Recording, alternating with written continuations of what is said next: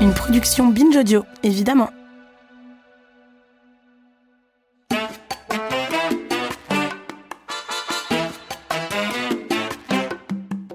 Bonjour à toutes et à tous et bienvenue dans cet épisode de Chaud Dedans. Vous avez vu qu'on va parler aujourd'hui de musculation. Alors, pas la muscu pour faire son summer body, mais la muscu qui est essentielle à notre bonne santé. Vous ne connaissez sans doute pas le terme de sarcopénie, un drôle de nom qui veut dire la fonte des muscles. Et ça commence dès 40 ans et ça s'accélère avec la périménopause. Alors, ça vous est peut-être égal de perdre des muscles. Oui, sauf qu'ils sont importants pour notre santé, notamment notre santé osseuse, nos articulations et aussi notre posture, bien évidemment. Alors, est-ce qu'il faut se mettre ou se remettre à la musculation pour celles qui ne sont pas fans? Mon invité du jour, Alexia Cornu, nous y encourage vivement. Et si, comme moi, la perspective d'aller en salle vous saoule un peu, eh bien, elle va nous dire comment faire des exercices très simples à la maison.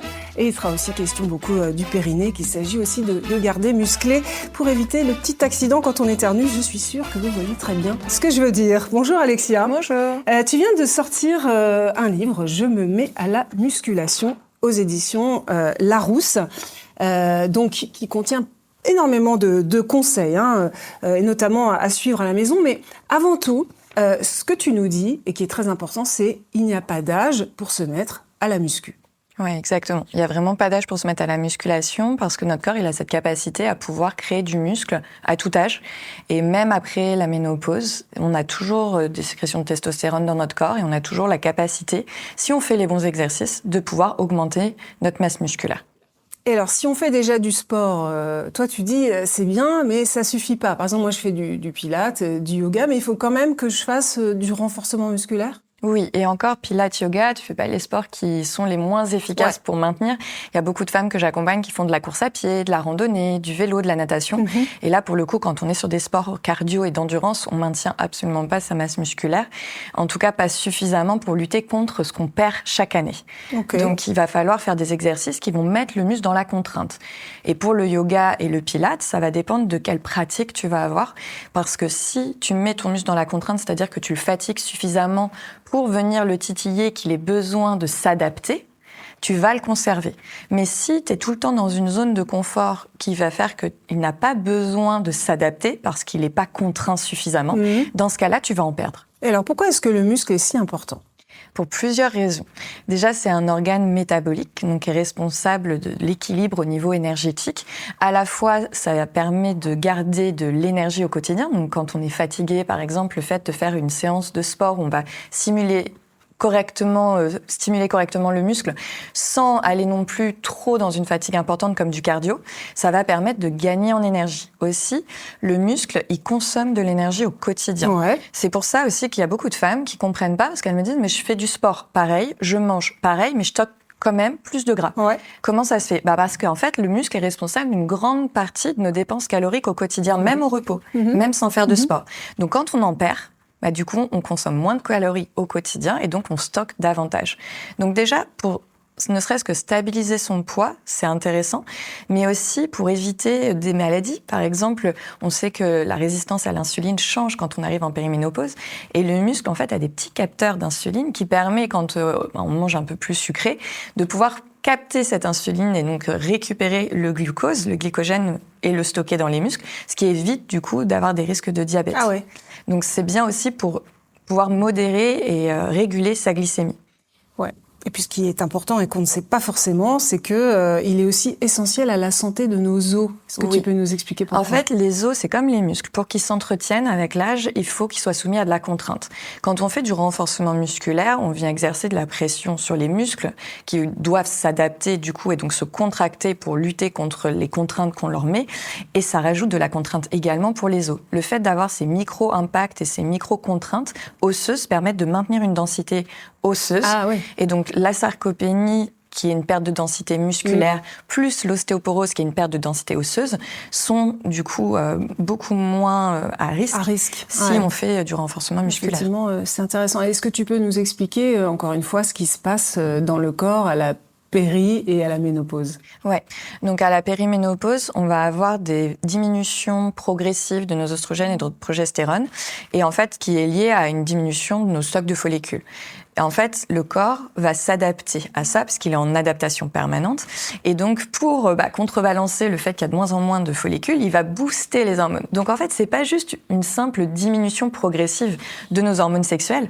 C'est une sorte de capharnaüm avec des montagnes russes parce que nos hormones essayent de s'adapter à la diminution de nos follicules. Et donc, du coup, on a des variations hormonales qui sont importantes, qui vont engendrer des symptômes comme les bouffées de chaleur qui sont connues, mais aussi le brouillard cérébral, qui vont augmenter la fonte musculaire qui a déjà commencé avant, comme tu l'as dit tout à l'heure, mais qui s'accélère avec la chute également de nos hormones sexuelles. Et les muscles, qui sont aussi des organes qui stabilisent le système endocrinien, vont permettre, grâce aux myokines, des petites molécules qui sécrètent quand le muscle s'active, de pouvoir réguler ces variations hormonales. Donc, le muscle, quand il est activé à cette période-là, permet de lisser les montagnes russes. D'accord. Et donc d'avoir beaucoup moins de montagnes russes. Donc ça aide énormément à stabiliser autant sur le plan mental et cérébral que sur le plan physique, les symptômes qu'on va avoir. Et c'est pour ça qu'on dit il faut absolument maintenir une activité physique dès la périménopause. Surtout une activité de renforcement musculaire. Ouais. Donc c'est sûr que des femmes qui font pas du tout de sport, je vais les orienter d'abord sur de la marche, du yoga, du pilates, mais vu que c'est pas suffisant avec le temps. Ensuite, va falloir aller davantage sur du travail de renforcement musculaire au poids du corps dans un premier temps, puis ensuite avec des élastiques, des haltères pour contraindre suffisamment le muscle pour qu'il progresse. Il y a aussi dans le côté, je fais de la muscu, un truc un peu badass. Je trouve ça assez cool d'être puissant, d'avoir des muscles, etc. Après, il y a certaines femmes qui vont me dire ah mais si je fais de la muscu, je vais devenir musclore, ça va pas être beau. Ouais. Comment on fait pour que ça ne se produise pas? Alors ça ne se produit pas, mais en fait l'amalgame qui est fait, c'est qu'on a l'impression quand on se remet à la musculation de gonfler, sauf que les gonflements qui sont ressentis ne sont pas liés gonfler, tu veux dire, aux muscles. Des muscles? Oui, ouais, non. Des bras, en fait, non, tu te sens plus à l'étroit dans tes vêtements. C'est-à-dire que si tu te remets à la musculation, tu vas sentir que tu es un peu plus serré au niveau de tes muscles.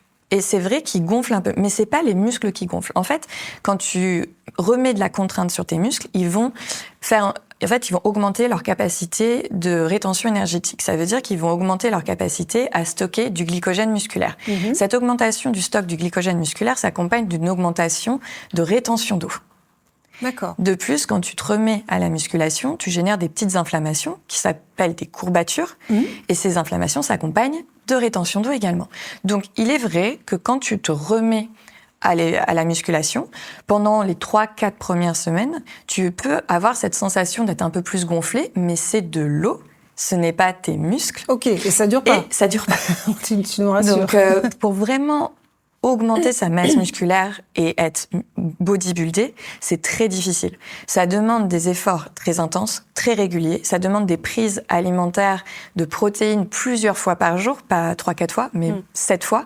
Donc, si vraiment on veut faire de l'haltérophilie et être bodybuildé, c'est très, très, très difficile. Ouais. Une femme qui va manger 3 à 4 repas par jour, qui va faire de la musculation, même 3 fois par semaine, ne va pas être bodybuildée. Il faudrait qu'elle fasse 2 séances par jour, manger des protéines 7 fois par jour. Mais bon, c'est bien de le préciser, parce qu'on n'a pas forcément envie de devenir Arnold Schwarzenegger. Et c'est quasiment... Mais ça se produira pas. C'est très difficile, en fait. Parce que tu dis aussi un truc intéressant, on s'en souvient pas toujours, mais on a de la testostérone dans le corps féminin.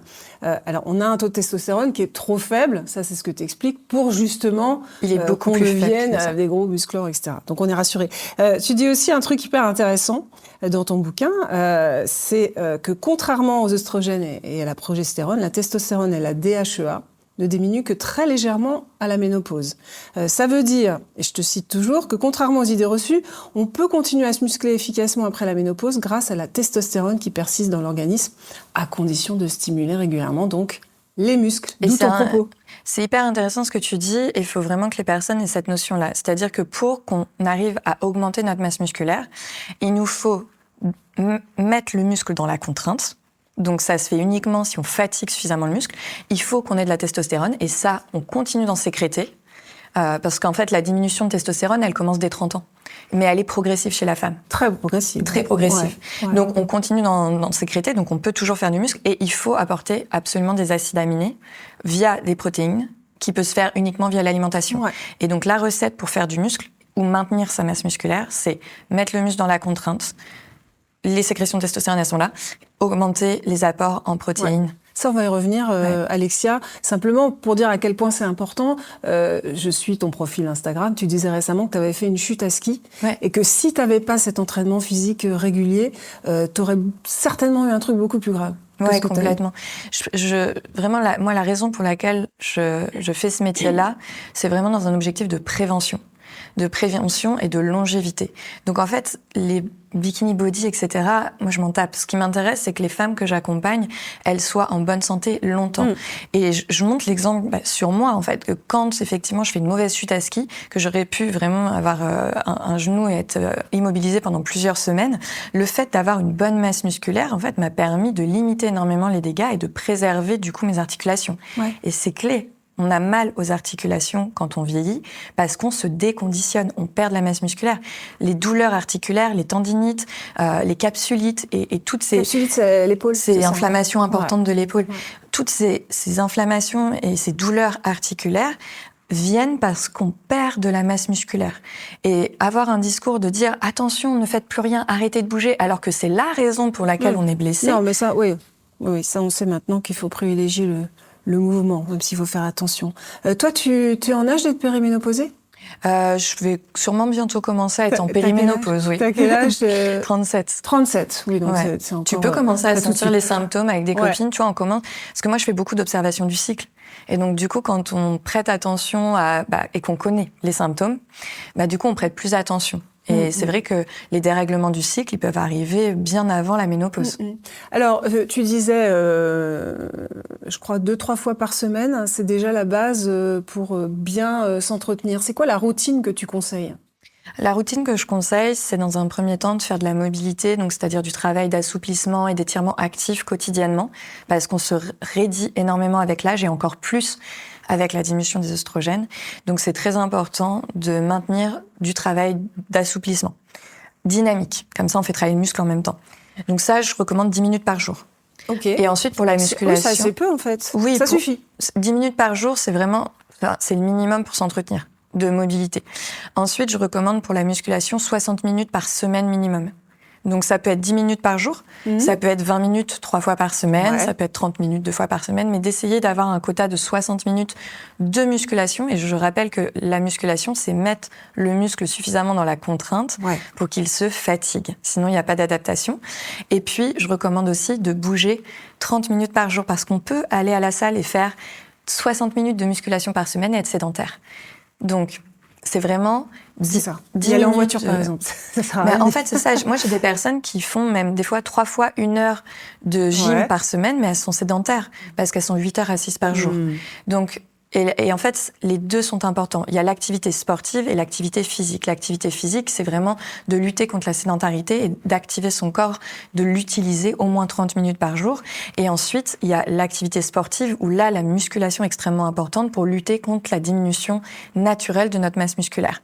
Et d'accompagner ça 10 minutes de mobilité et d'étirement par jour pour maintenir de l'amplitude articulaire et une capacité à bouger. Parce que faire de la musculation, si on n'est pas capable de se mettre accroupi, quel est l'objectif in fine, tu vois, si tu peux pas t'asseoir et te remettre debout sans utiliser tes mains, t'as beau être musclé, au quotidien, tu vas être gêné. Alors c'est vrai, quand on pense muscu, on pense aux haltères, les grosses haltères, là. Est-ce que on peut faire ça avec du matériel plus léger, plus simple ? Qu'est-ce que tu conseilles ? Au poids du corps, déjà. Il y a tout ce qui est musculation calisthénique, j'en parle dans le livre, mais c'est du renforcement musculaire au poids du corps. C'est mettre son muscle dans la contrainte. Par exemple, quand tu fais un gainage, ton muscle, il se fatigue, tu trembles, tu peux pas tenir pendant des heures. Et t'as pas de poids. Et t'as pas de poids, en fait, t'es au poids du corps. Les pompes, c'est au poids du corps et ça marche très bien pour muscler. Donc, t'es pas forcément obligé d'utiliser des haltères. Maintenant, c'est plus facile pour maintenir son muscle d'avoir de la diversité dans l'entraînement. Parce que plus t'as de la diversité, plus ton corps a besoin de s'adapter, donc plus c'est facile de progresser. Donc moi, je recommande de commencer au poids du corps et ensuite de se diriger vers des élastiques pour mettre le muscle dans la contrainte avec de la résistance et de travailler aussi en parallèle avec des haltères pour pouvoir varier les mouvements et recruter plus de fibres musculaires. Alors moi j'ai une flemme monumentale, je te fais cette confection d'aller à la salle. Est-ce qu'on peut faire à la maison? Apparemment, de ce que tu en dis, c'est oui. Tous les exercices du livre, c'est à la maison. Ouais. Donc c'est avec une chaise, au poids du corps, avec des petites haltères, des laisses, des élastiques. On peut vraiment muscler son corps. Moi, je vais pas en salle de gym, je travaille à la maison. Ah ouais. Donc, mais avec Après, il faut la motivation à la maison. Faut juste. Est-ce que tu as une astuce pour encourager, tu vois, les femmes à le faire 3 fois par semaine, parce que parfois on a un peu la flemme, on se laisse un peu dépasser par le quotidien. Ouais. Prendre rendez-vous avec soi-même, ça aide bien. C'est-à-dire que tu bloques vraiment dans l'agenda tes créneaux de sport et tu les respectes comme les rendez-vous chez le médecin, chez le dentiste, etc. On a tendance, quand c'est pour les autres, à bien noter dans l'agenda. Quand c'est pour nous, c'est le premier truc qui saute. Donc, ce qui peut aider, c'est de le faire le matin. Le matin. Parce que quand tu l'as fait le matin, au moins, c'est plus à faire. Et même si tu as des imprévus dans ta journée, tu sais que tu as au moins pris ton temps le matin pour toi. Et après, pour aider ça, en fait, moi, ce que je dis aux filles que j'accompagne, c'est de choisir la séance la veille, que ce soit dans le livre, que ce soit sur la plateforme, mais de vraiment sélectionner la séance qu'on va faire la veille, de sortir la tenue, de sortir le tapis, de sortir les accessoires. Et en fait, tu te réveilles, tout est là, quoi. Et de pas se poser la question, en fait, d'avoir tout mis en place pour que t'aies pas de charge mentale, que t'aies pas, en fait, la possibilité de te dire est-ce que j'y vais ou j'y vais pas, en fait. Non, voilà. C'est juste là. Donc après, plus d'excuses. Oui, c'est un peu ça. C'est ça, mais de choisir des séances qui sont à notre niveau. Parce que c'est normal aussi quand tu choisis des séances, parce que t'as été tellement éduqué au no pain, no gain. Si je souffre pas, ça marche pas. Si j'ai pas mal, j'aurai pas de résultat. Ce qui est des idées reçues et ce qui est faux. Mais en fait, c'est tellement ancré dans la conscience des femmes qu'il faut souffrir, sinon elles n'auront pas de résultat, que forcément le matin, tu te réveilles, t'es en PLS, t'as mal dormi, flemme. Tu vois ? Alors que si tu te dis, mais en fait, ma séance, ça va être cool, parce que ça va être un temps pour moi, je vais prendre le temps de respirer, de m'étirer, je vais faire des exercices de musculation, mais je vais pas être au bout de ma vie, t'envoies un signal très positif à ton cerveau. Carrément. À la fin de la séance, tu te sens mieux qu'au début et le lendemain, tu y retournes. On se pose souvent la question, Alexia, est-ce qu'il faut faire du cardio ? Est-ce qu'il faut solliciter le cœur après 45 ans ? Et est-ce qu'il faut privilégier le cardio ou la muscu ? Qu'est-ce que t'en dis, toi ? Alors, oui, il faut s'occuper de son cœur parce que notre cœur est, surtout en tant que femme, protégé énormément tout au long de notre vie par nos oestrogènes. Donc, quand on a une diminution des oestrogènes, notre système cardiovasculaire, il est beaucoup plus à risque. Donc, évidemment, on doit prendre soin de notre cœur. Maintenant, est-ce qu'on a besoin d'aller courir 45 minutes pour prendre soin de notre cœur ? Non. Okay. Donc, comment est-ce qu'on prend soin de son cœur au quotidien quand on n'aime pas, par exemple, faire du cardio ? On va prendre les escaliers systématiquement au lieu de prendre l'ascenseur ou de prendre les élévateurs. On va essayer au quotidien d'utiliser notre corps, de bouger pour déjà l'entretenir. Et dans les séances de musculation, il y a la possibilité de faire du cardio en même temps. Par exemple, moi, quand je fais des séances de jambes, vu que les muscles des jambes sont très gourmands en énergie parce qu'ils ont beaucoup de fibres musculaires, du coup, je vais augmenter mon cardio. Donc, on peut faire travailler son cardio par petites touches sans forcément avoir des séances trop intenses niveau cardio. Surtout que quand on est en périménopause et en ménopause, notre corps est beaucoup plus sensible au stress et au cortisol. Ouais, carrément. Et donc, quand on fait des séances de cardio intenses à cette période-là de notre vie, en fait, on stresse davantage notre organisme, donc on va avoir davantage de symptômes. Donc, c'est pas une bonne idée de faire beaucoup de cardio quand on est en périménopause et ménopause. Je dis pas qu'il faut pas en faire du tout, mais le cardio qu'on peut faire dans une séance de muscu, ou quand on va marcher, ou quand on monte des escaliers, quitte à les monter 2 par 2, c'est suffisant. Ah ouais, ça c'est hyper intéressant. Et par contre, il faut absolument faire du renforcement musculaire.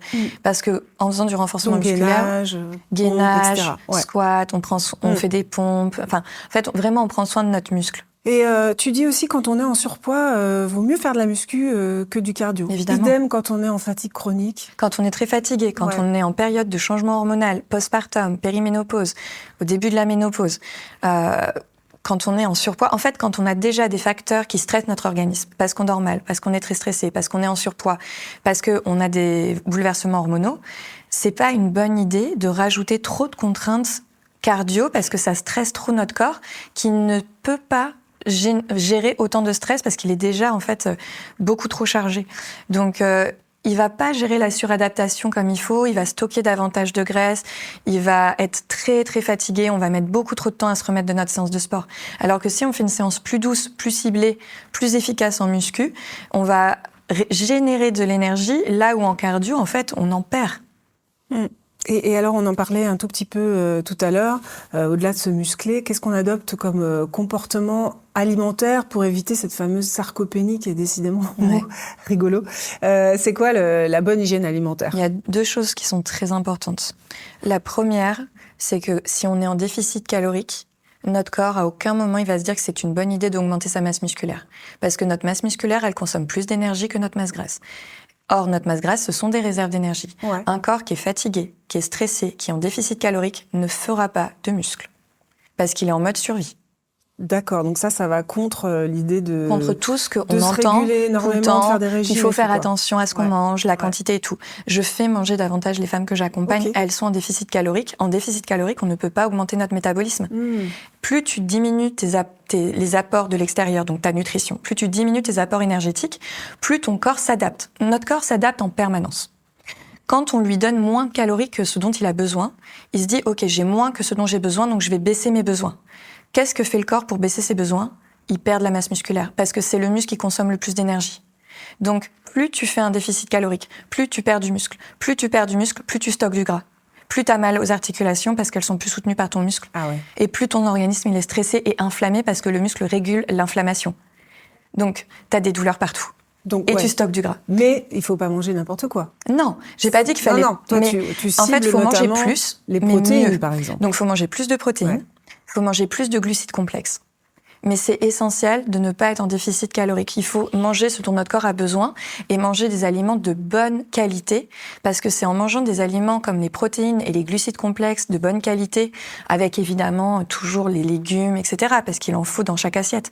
Mais si tu manges pas suffisamment de macronutriments, donc glucides, lipides et protéines, tu vas pas donner à ton corps l'énergie ni les outils dont il a besoin pour construire de la masse musculaire, donc il va pas la développer et donc tu vas pas réussir à la maintenir. Et j'ai beaucoup de femmes qui font du sport mais qui perdent du muscle parce qu'elles mangent pas suffisamment de protéines, elles mangent pas suffisamment de glucides complexes. Ouais, écoute, c'est bien entendu. Et dans le livre, tu dis il faut à peu près 110 grammes de protéines par jour pour une femme en péri et en ménopause, qui pèse 62 kilos. J'ai noté en la gros, référence.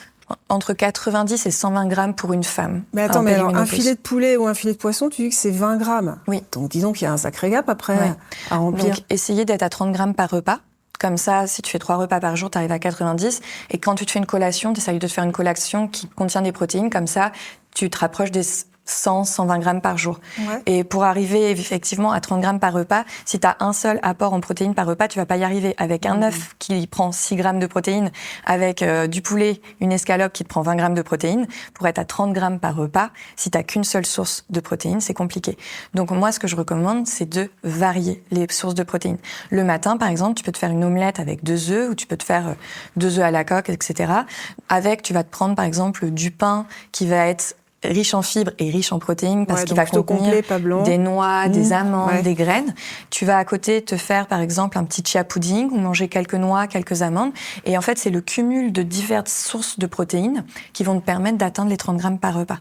D'accord. Alors donc, ce que j'entends là de ce que tu nous dis, c'est que faire des jeûnes après 45 ans... Ah, surtout pas, ça stresse l'organisme. À recommander. Ça stresse ton organisme. Ça diminue tes apports alimentaires. C'est très à la mode, hein. Je sais. Ouais. Mais en fait, c'est très à la mode de faire souffrir les femmes. Donc, c'est pas faux. Enfin, tu vois, je veux dire, à un moment, en fait, c'est des aberrations pas possibles. Au truc de reset l'organisme. Le jeûne intermittent, si, c'est très bien. Mais en fait, pour une femme, et surtout à cette période-là, faut pas que ça dépasse 12 à 14 heures, et uniquement si elle dort bien, si elle mange suffisamment sur les autres repas de la journée, et si elle n'a pas un stress chronique plus, en fait. Mais faire du jeûne quand on est déjà stressé, on oublie. Si on dort bien, qu'on n'est pas stressé et qu'on mange suffisamment sur les autres repas, ok. Mais déjà que c'est super dur d'atteindre 120 grammes de protéines avec 4 repas par jour, si tu passes à 2, c'est impossible, en fait. Je comprends. C'est intéressant, ce que tu nous dis, ça va un peu contre certaines tendances et modes du moment. Mais c'est vrai qu'il faut se méfier des modes. Ouais. Tiens, en parlant de mode, moi, je vois énormément de pubs passer sur les réseaux sociaux sur la créatine. Est-ce que ça sert à quelque chose ? Alors oui, on en a déjà naturellement dans notre corps. Donc ça sert. Et on n'a rien dans notre corps qui ne sert pas. La créatine, on en a naturellement dans notre corps, au niveau de nos muscles, au niveau de notre cerveau. Ça permet en fait d'avoir une meilleure synthèse au niveau énergétique. Ouais. Donc en fait, les protéines C'est deux choses séparées. Parce que souvent, vu que c'est souvent les bodybuilders qui en consomment, on a tendance à associer protéines, créatine. C'est deux choses séparées. Les protéines vont apporter les briques pour construire ton muscle. La créatine va aider à récupérer plus vite au niveau énergétique. Ouais. Donc, mais est-ce qu'il faut se supplémenter? Pas forcément. Pas forcément. Après, ça peut être intéressant, mais en fait, clairement, c'est pas miracle. Donc, pour quelqu'un qui s'entraîne et qui va aider un petit peu avec de la créatine en microdose dans la récupération pour récupérer au niveau énergétique, ça va aider. Ça remplace pas tes glucides, ça remplace pas tes protéines, donc ça remplace pas tes apports nutritionnels. Ce que tu trouves dans ton alimentation, voilà. en fait. Ouais. En fait, ça va aider au niveau de la synthèse de l'ATP. Donc, c'est vraiment... C'est quoi l'ATP? L'ATP, c'est de l'adénosine triphosphate. C'est ce qui va permettre, en fait, à ton corps de pouvoir se régénérer plus facilement en termes énergétiques. Voilà. Donc, la créatine vient soutenir ça. Donc, ça permet de récupérer plus vite. C'est pour ça que les sportifs en consomment en récupération pour récupérer plus vite, pour s'entraîner davantage. Maintenant, si tu prends de la créatine, que tu manges pas tes protéines et que tu fais pas ta musculation... Ça sert à rien. Sur le cerveau, ça va aider un peu parce que ça aide aussi au niveau du cerveau à récupérer un peu. Mais si tu dors pas, ce sera pas miracle non plus. Donc, c'est un complément alimentaire de soutien. Moi, dans ma méthode et dans mon approche, surtout sur la longévité, sur la santé de la femme, je m'intéresse en fait à la base de la pyramide. Dans la base de la pyramide, il n'y a pas les compléments alimentaires qui sont dans le top de la pyramide parce que c'est vraiment tout ce qui est compléments alimentaires, etc. Ça vient optimiser. Pour moi, optimiser quand t'as pas les fondations, c'est pas le plus intéressant. Donc, effectivement, la créatine vient dans cette optimisation, là où les protéines et l'alimentation viennent dans la fondation. Il y a aussi autre chose, Alexia. À nos âges, le périnée, c'est aussi évidemment fondamental. Et on le renforce pas toujours de la bonne façon. C'est-à-dire que faire des abdos comme une brute, c'est pas forcément la bonne façon. Ça peut même faire du mal. Toi, tu recommandes un truc, j'ai noté, la méthode du zip. Explique-nous ce que c'est le zip. Ouais. Alors, le périnée, c'est le muscle qui soutient notre posture. D'accord? Il travaille en synergie avec ton diaphragme et tes abdominaux profonds. Donc, si tu veux prendre soin de ton périnée, ça va se jouer au niveau de ta respiration, au niveau de ta posture et au niveau de la gestion de tes pressions abdominales. Le zip, c'est un exercice pour t'aider à gérer les pressions abdominales. Donc, pour le pratiquer, tu te mets en autograndissement, en appui sur tes ischions, les deux petits os que tu as en dessous des fesses, et tu vas imaginer une fermeture éclair qui part du pubis, qui remonte vers le nombril. Je le fais en même temps. Et tu remontes. Voilà, et tu remontes, mais tu remontes doucement, parce que si tu remontes vite, tu vas contracter surtout les muscles superficiels de ton abdomen. Or, quand tu veux protéger ton périnée, tu veux contracter les muscles profonds. Les muscles profonds, ils sont plus difficiles à sentir, et pour les engager, il faut y aller plus progressivement. Donc, en autograndissement, en même temps que tu expires, parce que c'est synchronisé avec le diaphragme. Quand tu expires, le périnée va remonter naturellement parce qu'il suit le mouvement du diaphragme. Et donc, du coup, sur cette expiration, tu vas venir plaquer doucement ton bas-ventre en imaginant que tu as un jean qui est trop serré et que tu veux rentrer tout doucement le bas du ventre pour arriver à le fermer. Et tu le fais surtout en dessous du nombril. Et ça, ce zip, c'est une méthode donc, que tu peux pratiquer pour renforcer tes abdominaux profonds, mais ça va te permettre de protéger ton périnée quand tu tousses, quand tu éternues et quand tu fais des abdominaux. Donc, quand tu fais des abdominaux, il faut toujours, pendant la contraction, avoir ce zip, donc engager du bas vers le haut, en plaquant le ventre. Et si à tout moment, ton ventre ressort ou que tu sens que tu n'arrives plus à maintenir le bas du ventre engagé, ça veut dire que les abdominaux sont trop importants en termes de difficulté. Ils mettent trop de pression sur ton abdomen que ce que tu es capable de soutenir. Il faut tout de suite arrêter. Il n'y a aucun intérêt à faire des abdos si ton ventre ressort. Il n'y a aucun intérêt à faire des abdos si tu n'arrives pas à faire ton zip. Tant que tu ne maîtrises pas ton zip, il ne faut pas faire d'abdos. En fait, il faut d'abord maîtriser l'engagement du transverse et faire des abdos par-dessus. Sinon, t'appuies sur ton périnée, tu pousses. C'est effectivement la base qu'on nous apprend au Pilates. Mais il y a aussi un autre truc très important, c'est qu'il ne faut pas le faire toute la journée. Non. Surtout pas même. Et en fait, la contraction du périnée, elle doit être automatique. Quand tu as une bonne posture, que tu as une bonne synchronisation entre ton diaphragme, tes abdominaux profonds et ton périnée, il s'active tout seul.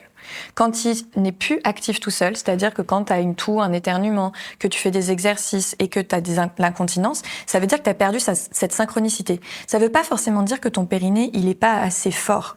Parce que j'ai des femmes qui ont un périnée qui est trop tonique. C'est-à-dire qu'à force de le contracter tout le temps, il a plus d'élasticité. Et quand il est tout le temps tendu, et quand il est tout le temps tendu, le moment où il doit se contracter fort, il n'y arrive pas. Parce qu'il est tout le temps tendu. Donc pour qu'il soit fonctionnel, ton périnée, il faut qu'il soit tonique et fort, mais il faut aussi qu'il soit élastique et relâché. Pour se contracter au bon moment. On espère qu'on ne vous a pas perdu là, mais c'est vrai que... s'il n'a pas cet équilibre, ça ne marche pas. quand on fait de la rééducation du périnée, notamment après des accouchements, c'est vrai que, par exemple, il y a des sages-femmes qui disent dès que vous y pensez, serrez votre périnée, tout ça, et après ça devient un peu l'obsession, faut que je serre mon périnée, mais en fait c'est mauvais. C'est mauvais. Faut pas serrer le périnée en permanence. Ouais. Faut surtout pas faire du stop pipi. Et faut vraiment se dire que quand on a une dysfonction du périnée, il faut surtout le remettre dans la fonction, travailler sa contraction et travailler son relâchement autant qu'on travaille sa contraction, quitte à faire des étirements spécifiques du périnée et de l'automassage pour des femmes qui ont des périnées qui sont trop toniques. Et comment on sait si on a un périnée trop tonique? Le plus important, c'est de le faire évaluer. Donc, on va consulter des kinés ou des sages-femmes qui sont spécialisées en périnée et en abdominaux. Parce que rééduquer un périnée sans rééduquer des abdominaux, ça n'a aucun sens. Ils fonctionnent ensemble. Et il y a plein de femmes qui rééduquent que le périnée. Après, elles comprennent pas parce que, en fait, ça, au bout de quelques mois, quelques années, ça redysfonctionne. Donc, c'est vraiment tout faire travailler en synergie.